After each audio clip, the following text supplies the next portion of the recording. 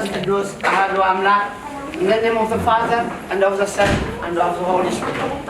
አቤት ፈጣሪና አምላክና በዛ ሰዓት ያለጥካና ምስጋናና አፋይም ፈጣሪና አምላክና ኮሚኒቲ ዚ በሐደ ስለዛ አከብከና እግዚአብሔር አምላክ ሆይ ወነ በፍቅሪ በሐድነት በህብረት አከበና እግዚአብሔር አምላክ ሆይ ብሩክ ይኻሞ ባረከና ማይዳ አብርሃም ከም ተባረከ ማዕድ ዚ ባረክ ንህዝብኻ ከም ተባረከ ዝህዝብ ዚ ባረክ ፈጣሪና አምላክና ዓድና ህዝብና ሰላም ሃበና እግዚአብሔር ብሩክ ይኻሞ ባረከና በሰላም ከም ዘውዕልከና በሰላም እንሽየና In the name of the Father, and the Son, and the Holy Spirit. Amen. Auna the Samayat. Let's say our Father.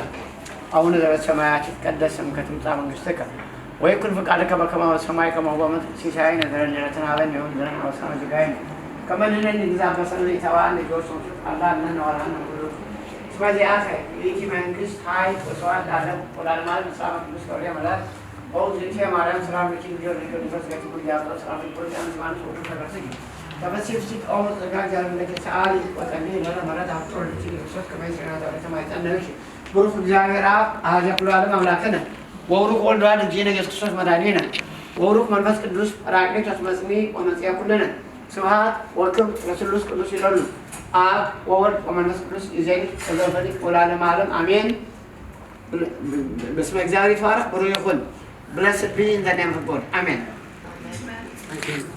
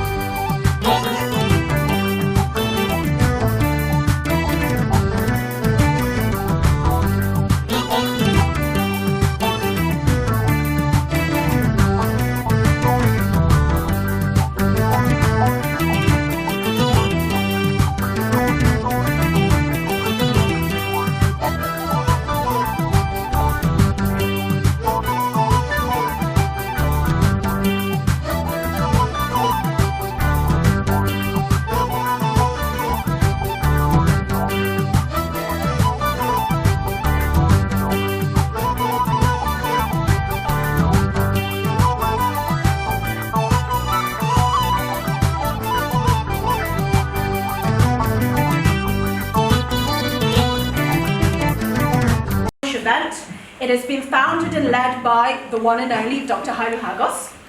The objective of this event is to introduce you to the mentorship program, its members, mentors, mentees, along with the other active members of the Tigrayan community, such as the Tigray Advocacy and Development Association, and members from the Tigrayan Refugees Integration Project. I'm just going to quickly give you a summary of those programs, just so you're aware of them, but colleagues will go into detail during this event. So WHEAT aims to provide one-on-one mentoring support to refugees, asylum seekers, migrants and vulnerable adults. The idea is that mentoring can support individuals in addressing important issues such as skill development, employment opportunities, among others, and can help them achieve their goals and aspirations as they integrate and adjust to life in the UK. Hopefully such efforts will contribute to improving community cohesion. TRIP is the Tigrayan Refugees Integration Project and aims to support newcomers that are suffering from the impact of war, as you're all aware, and giving them a sense of hope and practical support as they seek asylum.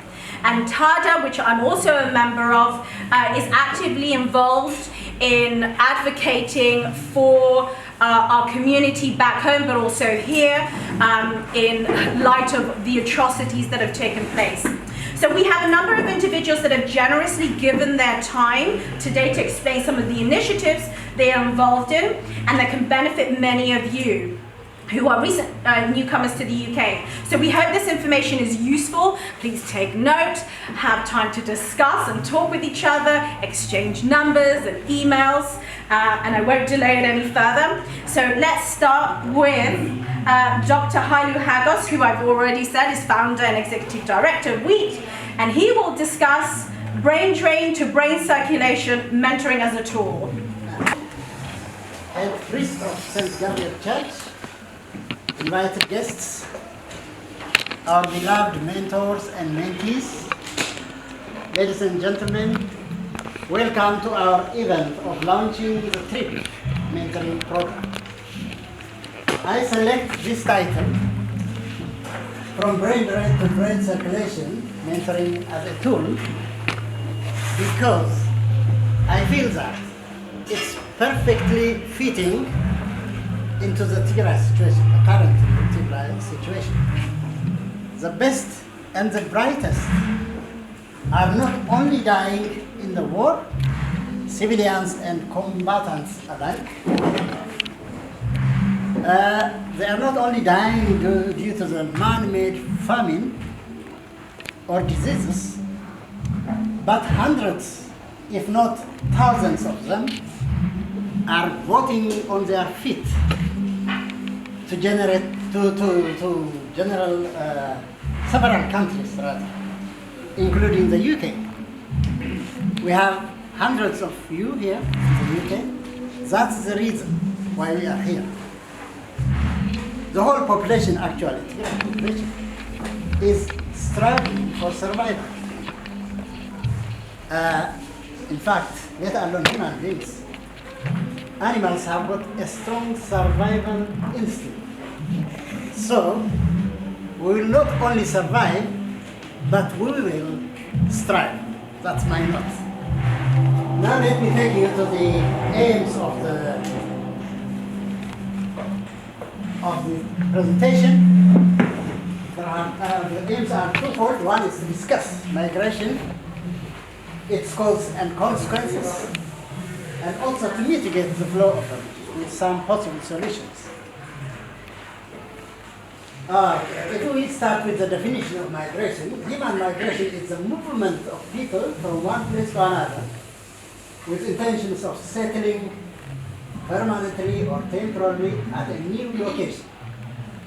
When people cross the nearest border of their country of origin, they are called refugees. They are now refugees because we have crossed the border. When people migrate within the border of their country, they are called IDPs. So we have over around 70,000 refugees crossing into the Sudan, 2.2 million IDPs in Tigray, and hundreds of others moving to other countries. Now, but there is a gray area always in the classification of refugees, asylum seekers, migrants, economic migrants, political migrants, and so on.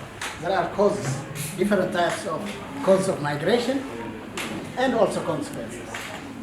So there is a gray area of definition of the term refugee, and also classification of the migration. Even the timing, we will never know when migration started. We simply say it starts since antiquity or since biblical times. There are two definitions given by two authorities. One is the UN definition of 1951 Convention. As a result of their experience of the Second World War, they defined refugee as the following. I may not be able to read that because I have got a summary for that. The OAU also, as a result of colonization, they gave it a different dimension of refugees. That also will be discussed later on. So, according to the UN Convention, a refugee flies to another country because of fear of persecution due to race, religion, nationality, membership of a social or political opinion. That's the definition. They flee their country because of fear of all this. According to the OAU of 1969, refugees flee owing to the external aggression, occupation, foreign domination of even seriously disturbing public order. So there is a dimension of aggression according to the African context, because they have been colonized by Europeans. As a result, many refugees have been produced in the 1960s. So this is the 1969 definition. Now, the causes. There are two causes for flight: political and economic. Pull factors and push factors. If we see the push factors, there are political ones: war among two or more countries, like we see now in Ethiopia, Eritrea, and Ethiopia, and so on. Civil war within Ethiopia, among ourselves, and so on. The two definitions which we explained earlier, these are all causes, political causes, or push factors. The economic factor could be natural calamities, drought, flooding. These are also reasons for creation of refugees. Pull factors, it's what attracts them on the other side. For example, in the UK, better human rights, better peace and tranquility, greener pastures, that means better economy, better education and employment opportunities, and so on. All these could attract refugees. But there are individual causes as well. If you see now, for example, according to Mahroun, there are other causes. For example, high officials who are assigned to work abroad defect. Ambassadors, former ambassadors, or ministers who are abroad could defect when there is a change of government. High caliber engineers and technicians migrate to a better country that pay more. University professors, scientists migrate to countries that offer high pay, value, and status for their profession. Investors migrate to avoid high taxation and arduous credit and visa processes. Students who study abroad defect when there is a change of government in their country.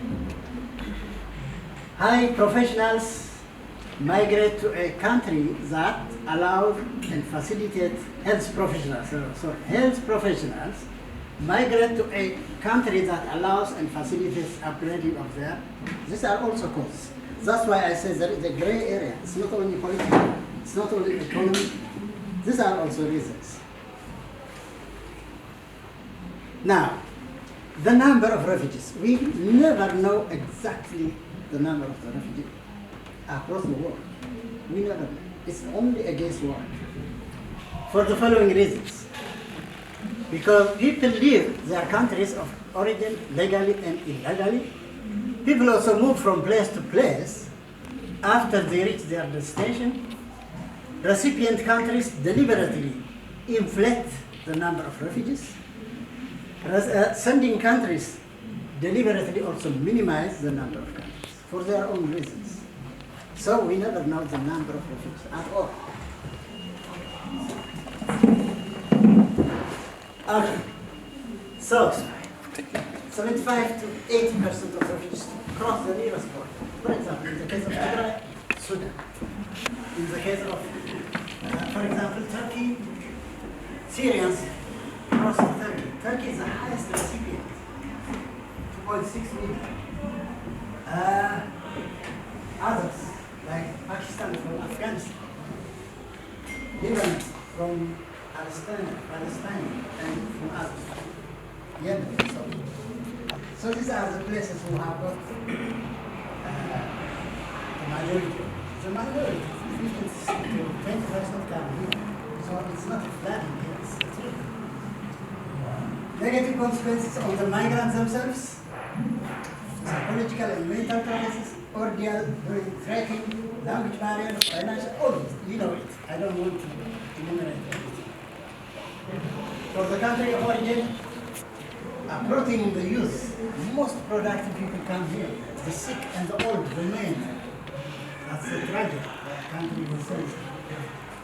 Family breakdown, the most unproductive and dependent section of society increases. Economic reasons, political crisis, and disintegration of the country as a whole. The country of asylum also have negative consequences. Political and social pressure, as people more and more. There is a lot of pressure in that. Security crisis and increased crime rates. Overcrowded schools, health centers, and transport services, hate crime, unrest, extreme racism. That's the result of too many refugees coming here. Now, solutions. The solutions, there are 4 academic solutions. One is stopping the flow of refugees in the first place, create peace, stability, economic growth in the country of origin. But who is willing to do it? So it looks as if we have chosen here to come, People, both the West and the East and everyone, should be able to create peace in the country. They don't okay. So that's the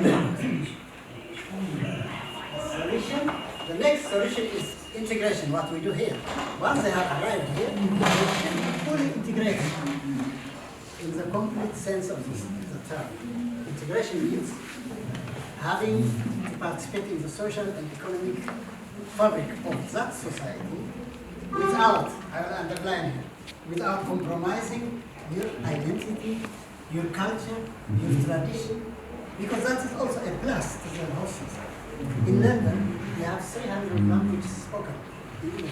Community language. That is richness. Cultural diversity, economic prosperity comes from refugees as well. So, that's the integration.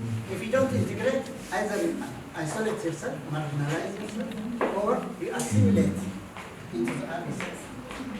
There are so many Tigrayans whom we never know, even know have seen. Because they have assimilated elsewhere, we don't know where they are. That's assimilation. The third solution, third one, is this is integration.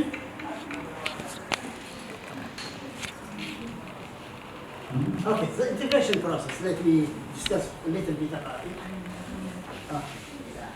Just nearly. Many refugees go to the refugee camps, to the refugee communities. Many of them. That's the easiest thing to do, to the Tigray community, to go there. Some of them get training, language, or anything. Training could be less easier than employment. Employment is the hardest thing to do. So we are trying to bridge that gap. They are paying bills, they serve the community, they help themselves, their own family, and so that's the win-win. So that's the advantage. The other advantage, as China and India have tried or have successfully achieved, is sending their people to migrate, allowing them to migrate, study in the prestigious universities, working in prestigious industries, gain that skill, take home. In fact, nowadays, Indians and Chinese sell back the technology with added value to the West. Imagine how China and India have benefited from migration. So it's not altogether a negative issue. Migration is very important. If you use it, if we can manage it. It's that all. So what we do here is doing mentoring, apprenticeship for young people, and internship. If they are highly qualified people with more experience, we requalify them. We ask them to requalify. So that's it. Now let me finish by a proverb from Tigrayan. It says, "Havenni thalay yigabr." You know that? Havenni thalay yigabr means too much dependency turns you into an ape. That's what it is.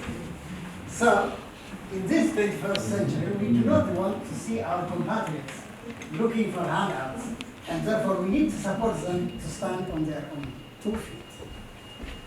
Unless we mitigate the crisis of migration in unison, both the West, East, and everybody, by turning them into everyone's benefit, the consequences are colossal. Thank you.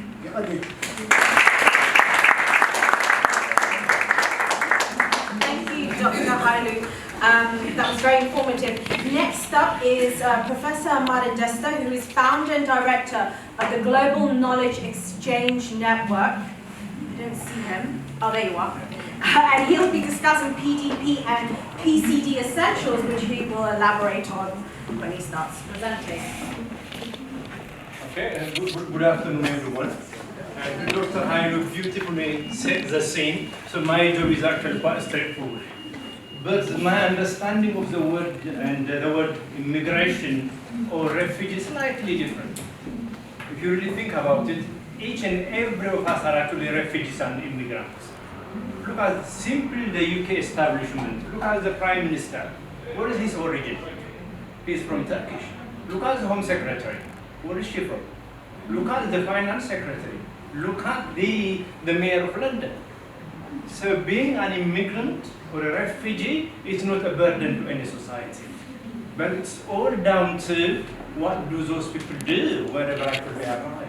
That will come down to. Therefore, I try to give slightly different twist to what the Dr. Hailu beautifully has said. So I will be focusing on personal development plan. Each and every of us actually have God-given talent, or Allah-given talent, depending on our belief system. But it will come down to how much do we really know ourselves. That's what actually will come down to ultimately. Therefore, my focus is going to be about PDP and emotional intelligence. Okay. Therefore, first thing first, how do we regard ourselves? In other words, how much do we value ourselves as human beings? Look at the first question. What is something you want to accomplish in your life? As simple as a straightforward question. What is that we want to accomplish? We have the God-given talent, imagination, thinking everything possible. But the issue is, what do we really want to do? How do we see ourselves within that? And again, how would I have to think about myself? The majority problem and the limitation exist within us.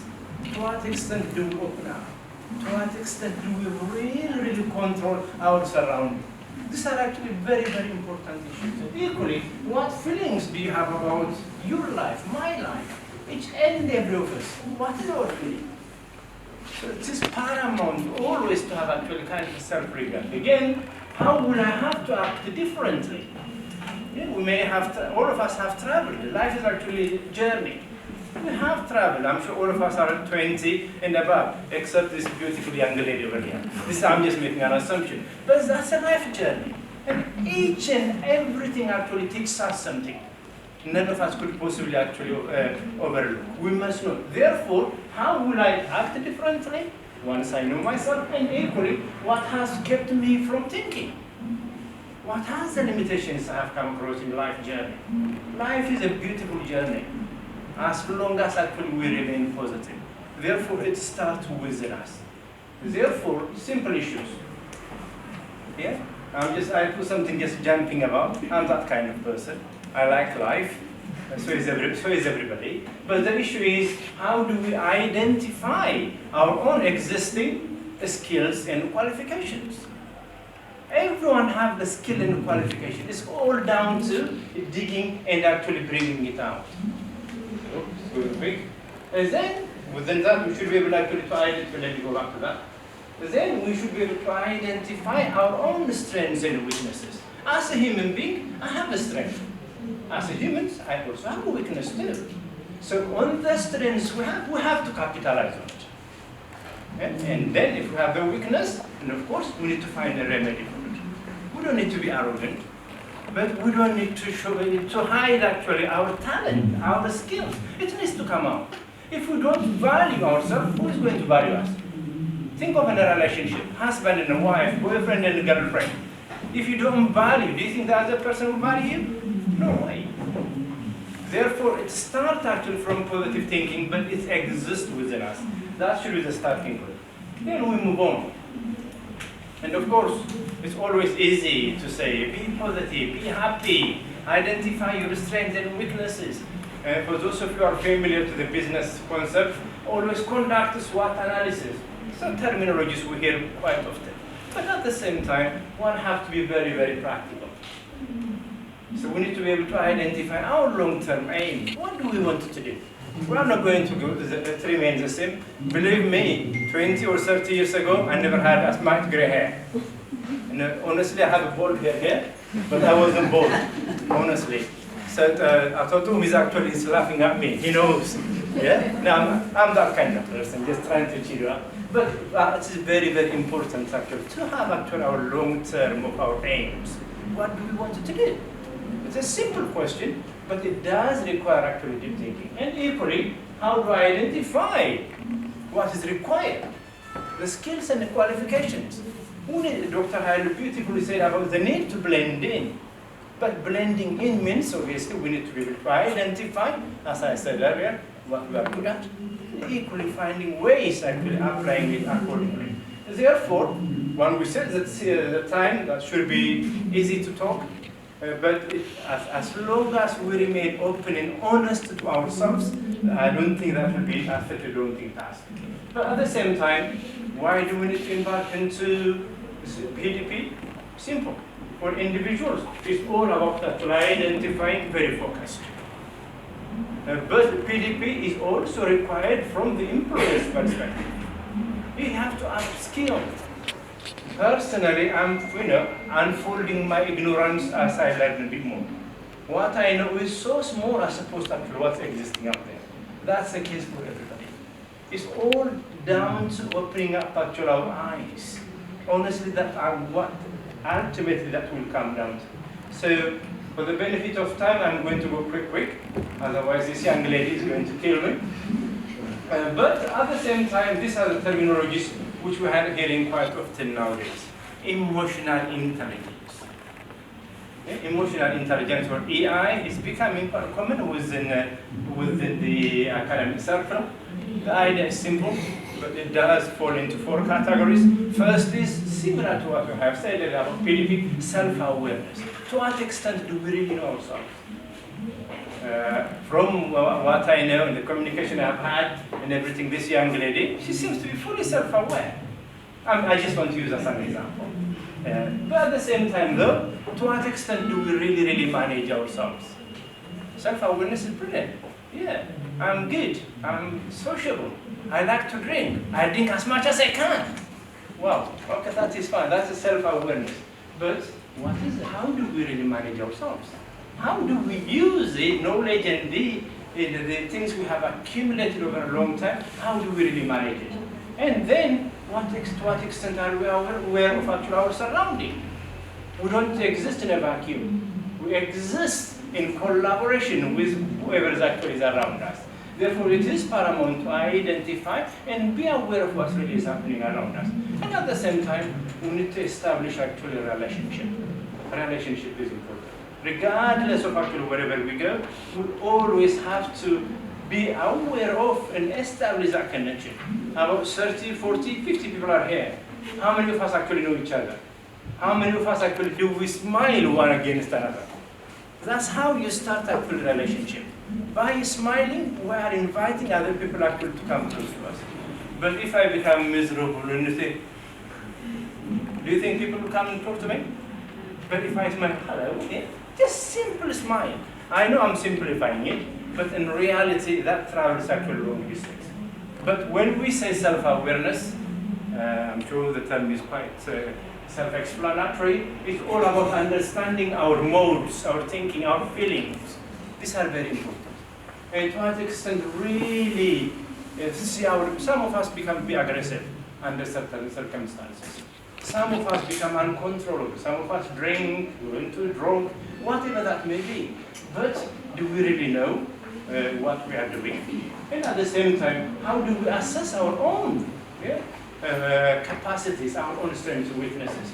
How do we apply that capacity, the knowledge we have, the expertise we have acquired, the one we need to capitalize on? How do we convert that into something healthy, something beneficial to everybody? This is actually a very important issue. But I have used as simple words as possible to explain the situation. But as part of self-awareness, it's about self-confidence. Believe me, no one is better than me. No one is better than you. No one is better than anyone else. It is up to us. We need to reflect. We need to be happy. Welcome, Olu. Look at that man. Doesn't he look great? Yeah, look at his traditional clothes. Yeah? I'm just trying to illustrate a point. We need to be confident. Regardless of what other people say, it doesn't really matter. As long as we remain considerate towards other people. Self-confidence is important. Okay, very good. Okay? But then we need to have kind of very realistic self-assessment. There is no point in dwelling on something which we may not be able to achieve. Therefore, let us be very, realistic, and at the same time, have some kind of self-depreciating humor. I do quite a lot about me. I do like to joke about my wife. She's very tall. I make so many, and I don't want to go too much about myself, but have that kind of tendency. As long as we know no one is better than each and every of us, believe me, we could actually achieve quite a lot. Again, just look at this simple message. Self-awareness doesn't stop you from making mistakes. It allows you to learn from them. When we know, then we know how to act and how to react in our life. But self-regulation, I need to go quickly, sorry Hannah, we need to be able actually to control and redirect these impulsive and disruptive things. We need to be able to get rid of them. Some of us say, yeah, I hit someone because I was upset. I got drunk yesterday because that's not justifiable. For a mature person, we need to be able to calm down. That's very paramount for every of us. And of course, we need to have kind of a judgment. By just looking at someone, we embark into judging that person. But without even creating the opportunity to know that person. Therefore, we have to be able actually to avoid judgment without really knowing. Unless you get closer, have a chat, have a deep understanding, our judgment is bound. Thank you, Anna. Thank you, Professor Murray. I think there's a lot to reflect on, and these slides will be shared with everyone. So I would like to also introduce Ms. Kama Petruzenko. Apologies if I mispronounced your name. She's from the British Refugee Council, and she'll be speaking about the UK immigration process. Hi everyone, thank you so much for inviting me today. Huge thanks to Dr. Hailu for organizing this event. We have such a vibrant and beautiful community, and it is a true pleasure to be with you here today. I have quite a task ahead of me because I'm asked to talk about the UK immigration asylum system in just 15 minutes. I will do my best to cover the main points. So what I'm going to talk about today, a little bit about Refugee Council, just who we are. Maybe some of you heard about us already. And my main focus will be on points 2 and 3, so the UK asylum system and key issues in your asylum claim. If you have a pending asylum claim, or you are going to claim asylum, or you are assisting someone who has claimed or is going to claim asylum in the UK, there are some issues that are worth for you to consider. I might touch on the Nationality and Borders Act now because it became law this week, if I have the time, and then we'll have a little bit of time for questions and answers. So our mission is to ensure that as an organization, the Refugee Council wants to make sure that refugees are welcome to live safe and fulfilling life, contributing to the UK, and we've heard already fantastic presentations from previous speakers about how important it is to build yourself up, invest in yourself, but also how important are those communities and projects which help refugees to gain skills to be able to integrate. We have been around as an organization since 1951, and we've been established in response to the UN Refugee Convention. Refugee Council mainly delivers services. We work directly with people seeking asylum, with refugees, both in-country refugees as well as those who are resettled to the UK. And we also work with separated children, so children who arrive to the UK without parents or legal guardians.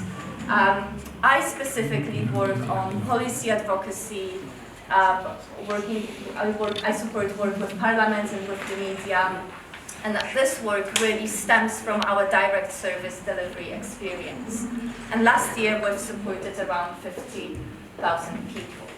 So in terms of the UK asylum system, as you maybe know, if you have the experience of claiming asylum in the UK yourself, or you are interested in this issue, the system is very tough.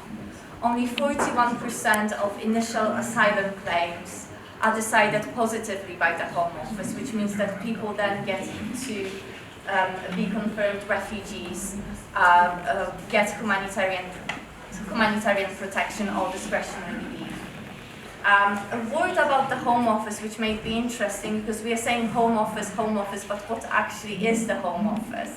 Home Office is a government department, and at the top of the Home Office is the Home Secretary, who is appointed by the Prime Minister. So this is a political appointment, and usually Home Secretary sits in House of Parliament, in House of Commons. However, people working at the Home Office are called civil servants. As you imagine, it would not be possible for the Home Secretary, for her ministers, to be doing all the work of the department of the Home Office. So there are civil servants who are not appointed politically. People apply for this job, and they are ensuring that the department, like the Home Office, can run. And they are making decisions on behalf of the Home Secretary, as well as they are advising the ministers on operational and political decisions they are making. So this is how the Home Office works. And now, what I said before, that the system is tough, only in 41% of cases at the initial stage people get protection in the UK. But in the majority of cases, people can then apply to challenge the Home Office decision through usually appeals process. So applying to an independent court and asking the judge to look whether the Home Office made the correct decision when they've decided to refuse someone's asylum claim. And what is really interesting, that actually 49% of cases brought in courts in the UK last year resulted in the judge overturning the initial decision of the Home Office to refuse someone asylum claim in the UK. So you hopefully have, and huge thanks to ladies who distributed those little leaflets with the asylum process, which you have in front of you. I will try to speak very briefly about the process. I also have the next slide here, which I'm not going to go through, but the presentation will be circulated so you can look into it in more detail. It's just to really show you how complex a process it can be, and I will try to simplify it and narrow down to the main stages of the asylum process. So when someone claims asylum in the UK, they have to be physically present in the UK to be able to do it. Once an expression is made that someone wants to claim asylum, they will have something called screening interview. This is where the Home Office is taking basic information about a person.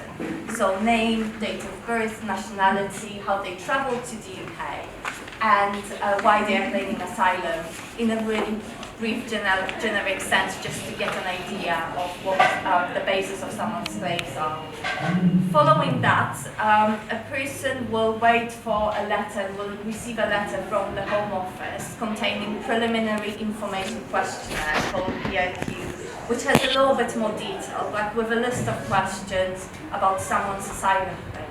And the idea is that a person will provide information and evidence ahead of the next stage in their asylum process, which is substantive interview, which is where we call it a big interview. This is where Home Office is really going into asking people detailed questions about why they are claiming asylum, comparing the information which they've provided already. It can take several hours. And then once the Home Office has all this information from someone who claims asylum in the UK, they will make a decision. And you can see in green, the outcome of the decision will be either a grant of protection in the UK or it will be a refusal. And as I've mentioned, in majority of cases, a refusal of asylum claim attracts a right of appeal to an independent court. So this is the simplified process. What can also happen at the point when you have your screening interview, you can see an arrow going up. The claim may be deemed to be inadmissible, which means that the Home Office will decide we are not going to consider your claim in the UK, and then the way to challenge this decision would be through judicial review. Once an asylum claim is refused by the Home Office and a judge, it may happen that people have grounds to present additional evidence and information to the Home Office and ask them to look again into their asylum claim. So it could happen for various reasons. For example, there was some information which initially wasn't available to a person when they claimed asylum. Perhaps situation in their home country deteriorated even further, which means that it's even more unsafe for them to go back. Or maybe there are, additional developments in their personal life. And what they can do, as you can see here, and I'm sorry if it's not very visible on the screen, they can make a further submissions to the Home Office. Collect this evidence, collect this information, and ask the Home Office to look into their case again, even if it was refused by them already and by the courts. And if the Home Office will accept such a claim, then they will look into a person's claim as fresh claim. So it means they are looking again into their asylum claim anew. And then again, the possible two options is a grant or a refusal of asylum claim. And if it's a refusal, there is a right of appeal. Obviously, every time someone makes additional new further submissions, the kind of the bar and the threshold to be successful is getting harder and harder. Unfortunately, throughout the asylum process, people are at risk of being detained. So you see the low grey box there. So some key issues for you to be aware of if you are either claiming asylum in the UK or you are assisting someone, advising them, just a word of caution, you have to be regulated to give immigration advice.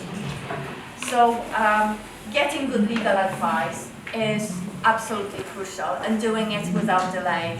So as soon as you know that you are going to claim asylum or as you've claimed asylum, making sure that you have good legal advisor giving you advice about your claim and about the process, which as you've already seen is very complex.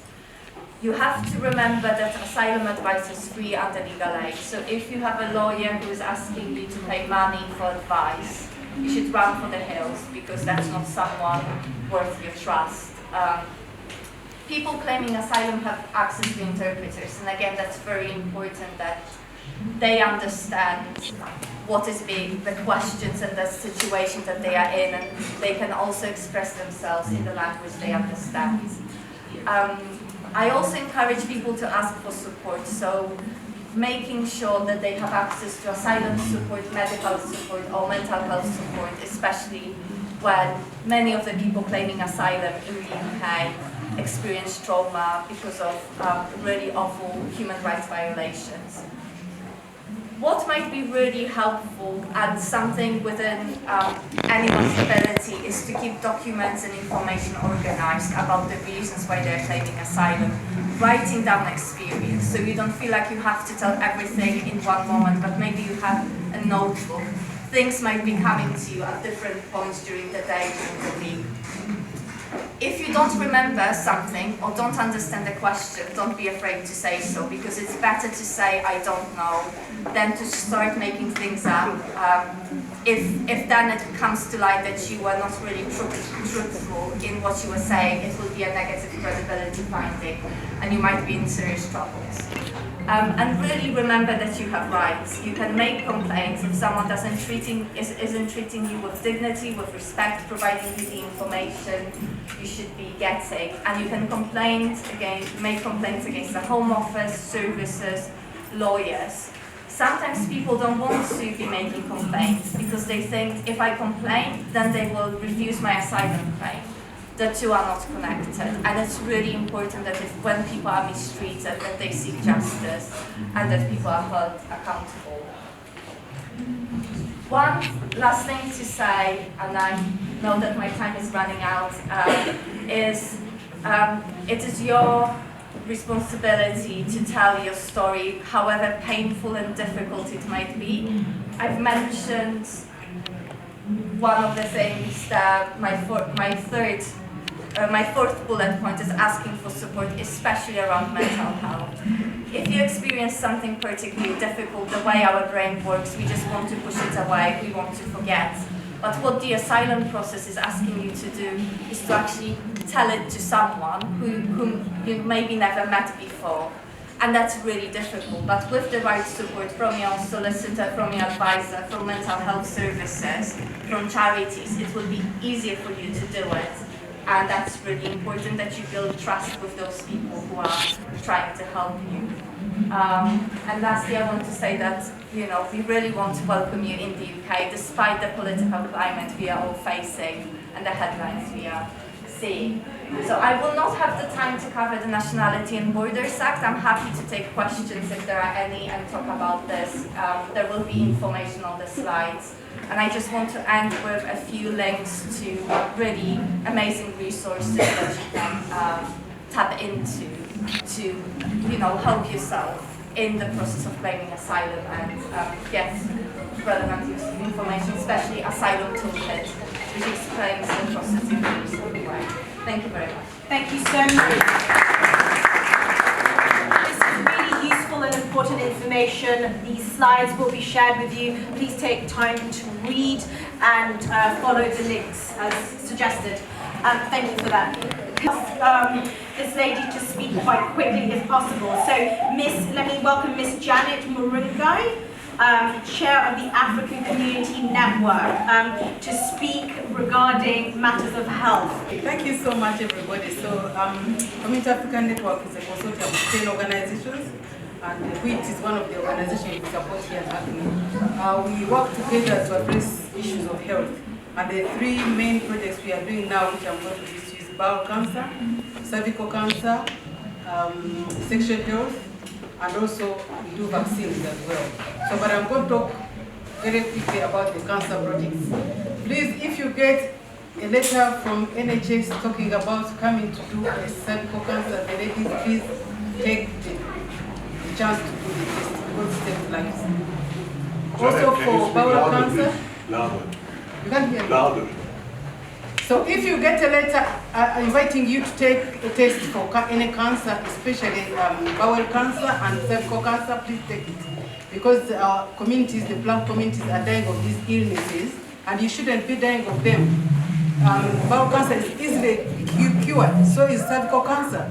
But the thing is that most of our communities are not taking the chance. They get the letter and they throw it in the bin. They get the test kit and they throw it in the bin. Please do take this opportunity. There is research which shows that if cancer is caught very early, it can be treated. So we are looking for volunteers. These projects, we work in the GP surgeries to chase up people who have not had their tests.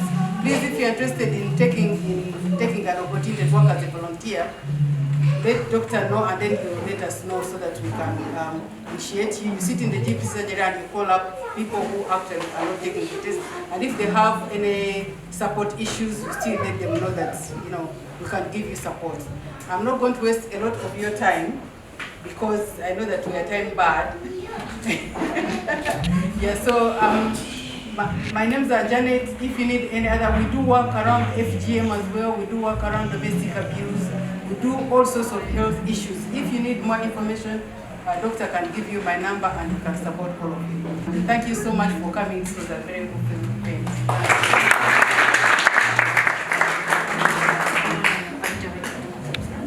Ali and I coordinate Hackney Refugee and Migrant Forum. Just a little bit of history, I've got to shout. Hackney Refugee and Migrant Forum. Today we've heard a lot about how individuals are supported through the asylum process. So what we do, Ali and I, we support organisations. So we support organisations that work with refugees and or asylum seekers and or just anybody fleeing anywhere in the world that's not very well. That's how I call war. We were founded in the year 2000. We've been running for 22 years, and Ali is our founder member. So he's really important to our project. And Ali's an honorary member, so he'll always be a member even when he's not a member. So yeah, we support organisations, especially at the moment we've helped a lot of organisations recover from COVID. We have support and we have kind of influenced the way that people receive free healthcare if you're non-documented. You can have vaccines, free healthcare. One of the campaigns we fight for is that. We work with all organisations, all people, as long as they're in the city in Hackney, but we don't really care about that either. Don't film me, will you? Our funders will be like, we're working with everyone. Our current workload at the moment really is about addressing health inequalities and how we build capacity of organisations. So how we build capacity is we work with around areas of fundraising. We give a platform for organisations, much like Week's mentor support. They are coming to our next meeting, so they'll be presenting what work they're doing. So we give platforms to people. We fundraise with people and for people. We've just had a really good fundraising positive yesterday. One of our organisations got lottery funding to work on the issue of gambling. The last 6 months we have supported nearly £1 million of funding to be submitted, and that's with little organisations, not big people, small organisations that are barely running. Another thing that we have done is that we are going to try and influence, at least make some representation around borders and nationalities bill. One of the things that we're going to be doing is writing a letter, sending it to all of our members to support. We've been on protests and we're going to do what we can in that area to try and make that situation better. Our next meeting is on the 18th of May, and we're going to be looking at poverty and how that affects individuals, organisations. What can we do to make it better, particularly as we recover from COVID. And that's about all I really want to say, actually. That's me. Maybe they might ask questions. Questions, I'm happy to take any questions at all. Possibly later on when we finish all presentations. Any questions? Okay, Halu has our details. We're open to everybody. We have a drop-in on a Monday. Get my information from Halu and come and see us. Some of our mentors and mentees. And we're going to start with Lily Hagos. Her mentee is Hiwot. Hello everyone, and my name is Lily Hagos, and this is a lovely Hiwot that she's my mentee. And thank you for inviting us for today's event. Most of all, thank you, Dr. Hai, for introducing me myself to this program. It's an amazing program. And I lived in UK for just over 20 years. And I'm just looking back when I came to this country, how lost I was. Didn't know exactly what I wanted to do. Didn't know exactly what path to take. And I came in August, summertime, and September I was joining a college. And I've been given a list of course lists that I've never heard of them at all. And I had to call back home to ask my dad, what course can I do? Because there was no one to guide me, there was no one to mentor me. And I would like to say the newcomers, you are so lucky to have a program that's going to show you, to guide you, to show you a path of life in UK. And I met Hiwot over the phone, and my expectation of Hiwot was Lily in 1995. But I was so surprised, her confidence, her vision, what she wanted to do in life, and her experience. Coming from the traumatizing life in Tigrayan, and to see her positive energy and to see her knowing exactly what she wants to do in the UK. And I say to her, she'll swap so she can be my mentor and I can be her mentee. Because she's an amazing girl and I'm so lucky to meet her, and we will be together for a long time. And thank you everyone, and wish you all the best with the newcomers. And stay strong. Just make sure you follow the right path in life so you don't get lost. But we're here to support you as Tigrayan community. Thank you. Thank you so much.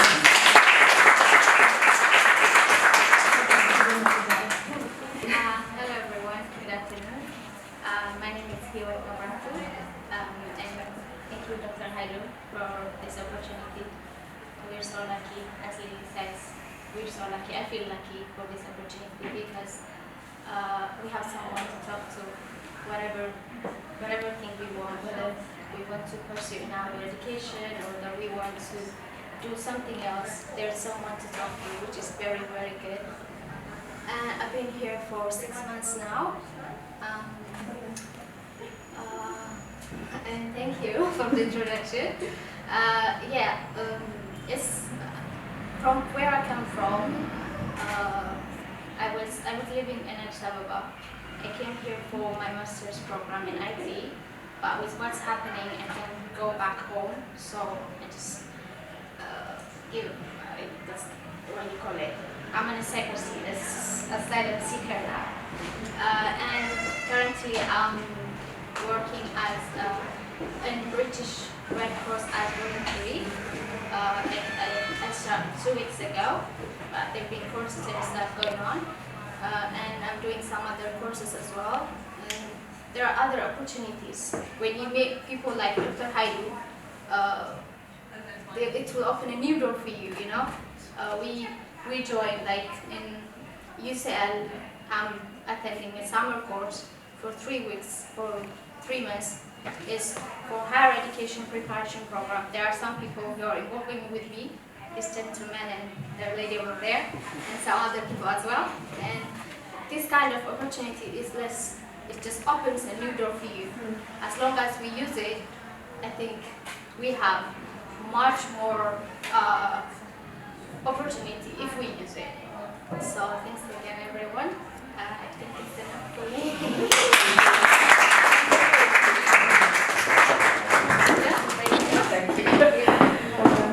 Thank you for that.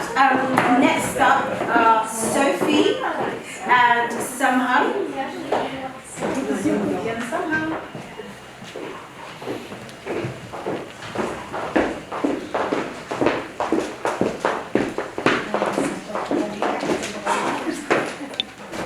Hello, my name is Sophie Anand and I'm the mentor. basically when I get involved with mentoring, it was through Professor Amar. And after a few times in there thinking about to join or not, it's just because I was through difficult times as well as Tigrayan genocide did affect us a lot. So I'm convinced that I am going to mentor someone, okay, that I ask specifically, this and that. So Dr. Haile basically allocate or matched me with someone. And it was really good match, and I'm glad that I get involved in the project. It was really good, and I'm sure somehow probably appreciate what we achieved. So she has a few questions in terms of some help, like nutrition, accommodation, and study. We managed to achieve especially the study conditions resolved. And somehow is very active person, to be honest. She doesn't even need probably a mentor, but in a way she's new, she just arrived last year, so she needed to fit into the society, into the community here, some of the system that she needed help as well. So we achieved that. Now she's joining the preparation for higher education. I am glad she started last week. Yes. Yes. Okay. So she started that, and she's very happy. And I am as well very happy that I saw someone is, almost life-changing kind of journey she started. So this is my experience. Thank you.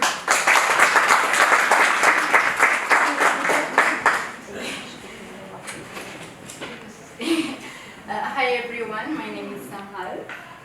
Actually, I'm not good at talking in front of people. Don't worry, we're not there. But I would like to say thank you for Dr. Hailu for this opportunity and for my mentor for Sophie.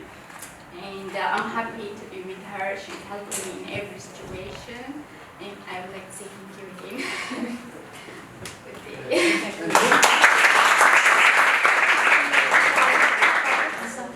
Just to say something.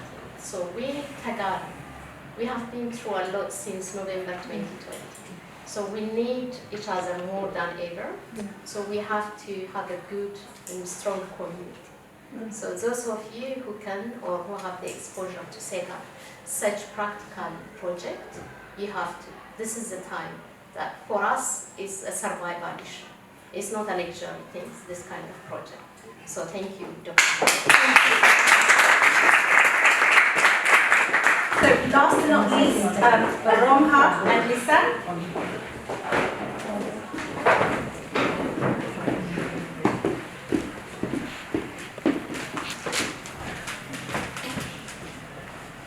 Hi, I'm Romha, I'm the mentor. I've been paired with Lisanne, so we've been speaking, I think, for the past few months. We'll meet weekly, sometimes we'll have a few gaps, but mainly we just chat and try and help you with things that you might find useful.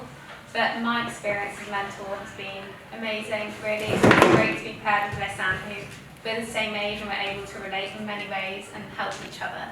So that would be my experience in a nutshell. Hello everyone, I'm Lisanne.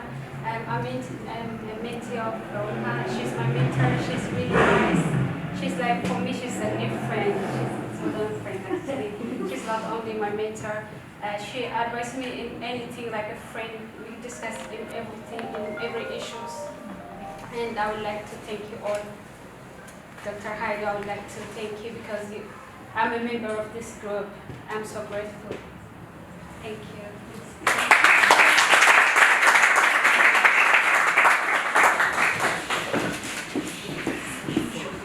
Sarmin Aksoy, who's from Turkey, but she has a lot of experience working with the Ethiopian community broadly. Hello everybody, I met some of you actually today.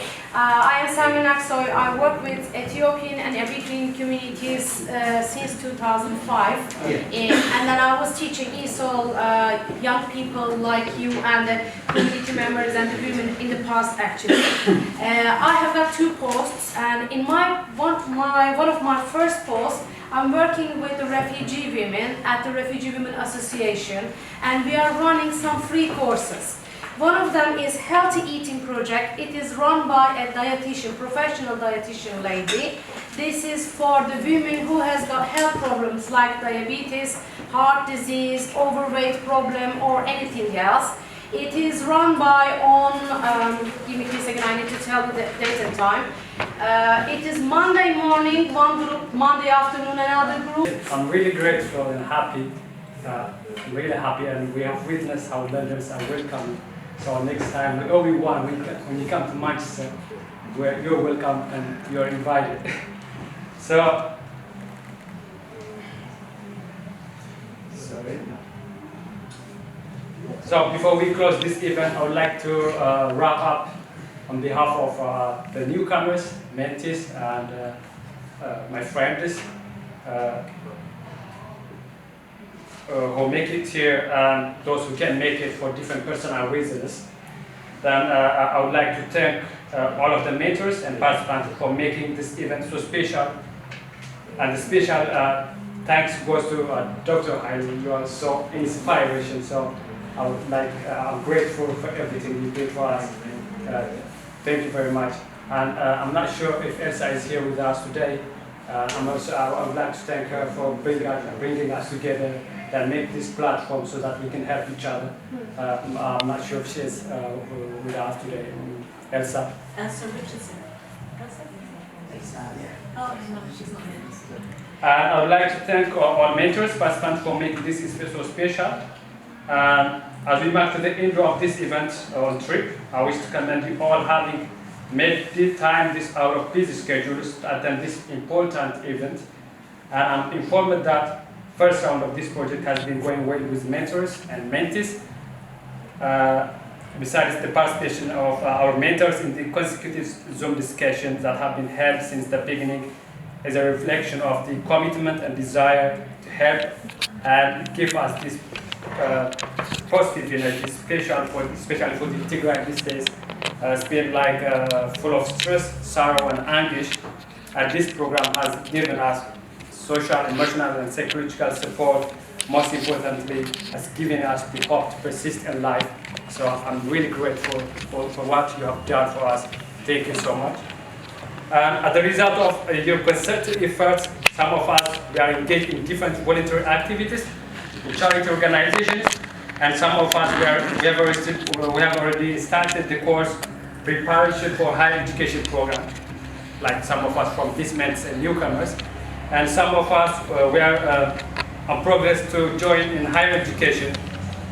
So this is also grateful. We are also grateful for this all. And sum up, I would like to express my deepest gratitude. I really hope this integration will be very crucial for us, support each other, and to be continuous, so that newcomers will benefit from it. So therefore, all mentors and participants do accept my congratulations for the hopeful result of your effort. I'm grateful. Thank you so much. Thank you.